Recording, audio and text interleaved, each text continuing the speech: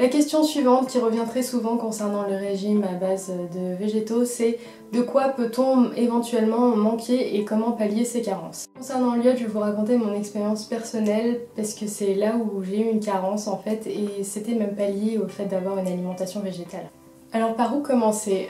J'avais décidé de faire un bilan sanguin après avoir mangé pendant plusieurs mois végétalien pour savoir si tout allait bien et où j'en étais. Et c'est vrai qu'à cette période où j'avais pris rendez-vous chez le médecin pour me faire prescrire la prise de sang, je me sentais très fatiguée mais vraiment vidée de mon énergie. Des petites choses du quotidien, ranger mes vêtements, faire la vaisselle, voilà, tout ce qui pouvait impliquer de lever un peu les bras en hauteur. En fait, ça m'épuisait, ça me fatiguait vraiment, j'étais vidée de mon énergie.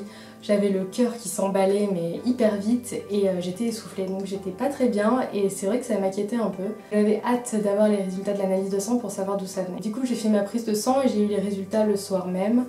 Et donc j'ai regardé les résultats et tout allait très bien, les protéines, le fer, le calcium, enfin tout ce qui pouvait m'inquiéter en fait allait très très bien, le cholestérol, enfin vraiment tout était parfait.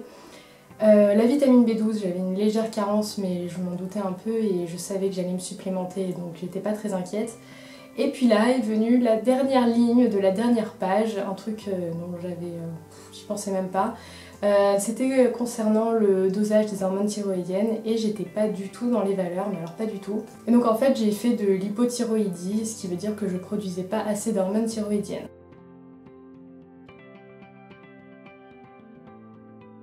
Alors autant vous dire qu'à ce moment-là j'étais vraiment hyper stressée parce que je sais que les problèmes de thyroïde ne sont pas des problèmes à prendre à la légère.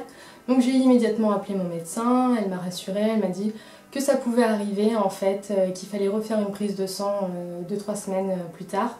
Parce que ça pouvait arriver que voilà, à un moment ça aille pas et puis après tout revient à la normale. Et elle m'a dit par contre si c'est toujours mauvais il va falloir aller consulter un endocrinologue. Donc voilà, j'ai passé 3 semaines de fun et de détente, hein, n'est-ce pas? Pendant ce temps, j'ai continué à faire des recherches pour savoir d'où ça pouvait venir, ces problèmes d'hypothyroïdie. Et j'ai vu que les carences en iode pouvaient entraîner de l'hypothyroïdie, mais que c'était très rare dans les pays développés. Et là, quand j'ai vu ça, ça a fait un tilt chez moi. Je me suis dit, mais c'est évident que c'est ça. L'iode, c'est la matière première pour fabriquer les hormones thyroïdiennes et c'est ce qui se trouve dans les produits de la mer, dans beaucoup de produits animaux, dans les œufs aussi. J'ai vu aussi que le soja, les brocolis crus, les patates douces, le beurre de cacahuète, tout ça pouvait inhiber l'absorption de l'iode. Et en plus de ça, j'avais l'habitude d'avoir un sel enrichi en iode, sauf que je l'ai terminé quelques semaines avant de faire mon bilan sanguin. Et j'ai racheté un sel, tout ce qui est plus classique, mais pas enrichi en iode. Donc j'avais vraiment zéro source d'iode dans mon alimentation, vraiment rien du tout. Donc voilà, ça m'a paru un petit peu évident que c'était peut-être lié, ce souci d'hypothyroïdie. Bon, j'étais toujours pas rassurée tant que j'avais pas fait la prise de sang.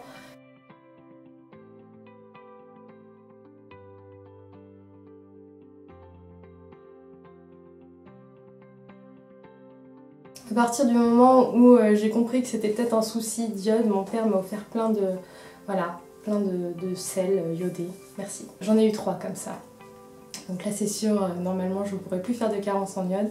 Mais bon voilà, j'ai attendu d'avoir les résultats d'analyse. Effectivement tout est redevenu à la normale dans les 3 semaines. Est-ce que c'est dû à ça? Je ne sais pas. Mais je pense quand même très fortement.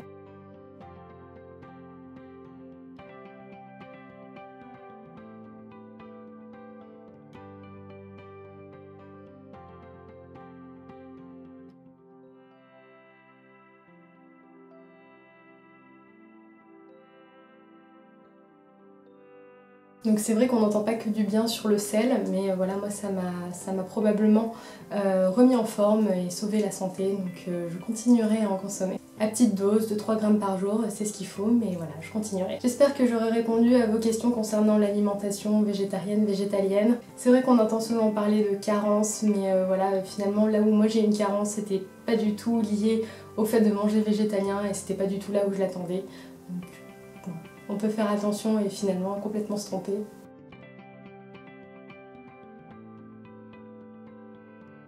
Vous pouvez retrouver toutes les vidéos concernant la FAQ végétarisme, véganisme, végétalisme dans une playlist sur ma chaîne. J'ai aussi créé sur mon blog une section que vous pouvez trouver dans le menu qui est sur mon blog où pareil je vais regrouper toutes les vidéos mais aussi quelques posts, quelques articles quelques articles où par exemple je prendrai une question qui m'aura été posée après une vidéo ou selon mes inspirations du moment. Enfin voilà, je compléterai les informations des vidéos avec quelques posts sur mon blog parce que j'oublie toujours 3000 trucs dans les vidéos. Je vous fais plein de gros bisous et je vous dis à très bientôt dans une prochaine vidéo. Ciao!